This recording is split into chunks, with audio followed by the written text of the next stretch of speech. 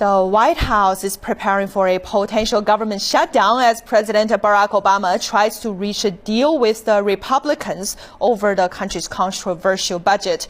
Talks failed to achieve a result on Thursday and will continue through the afternoon. Greg Norman has the story.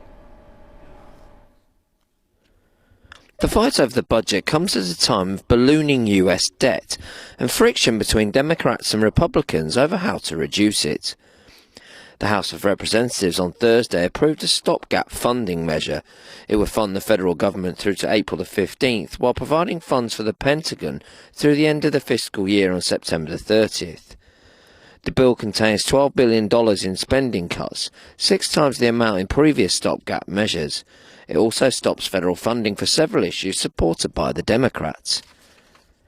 The Democrat-controlled Senate has said it will not consider the measure, and the White House says President Barack Obama would veto the bill if it was approved by the Senate. If lawmakers fail to agree on a budget by midnight on Friday, a host of government departments could shut down, and thousands of federal workers in Washington could be asked to stay home until the issue is sorted out.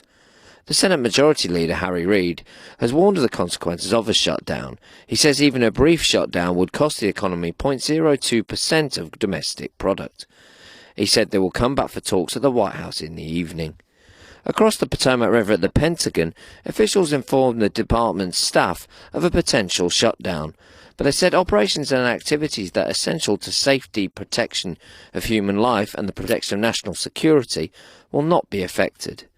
A shutdown, if it occurs, would start over the weekend, when there would be little visible effect, and it could be resolved by some form of deal. Analysts believe it is possible that a shutdown could start and continue for a short time without real hardship, but if it went on for longer than a week, the pressure to resolve it would be enormous.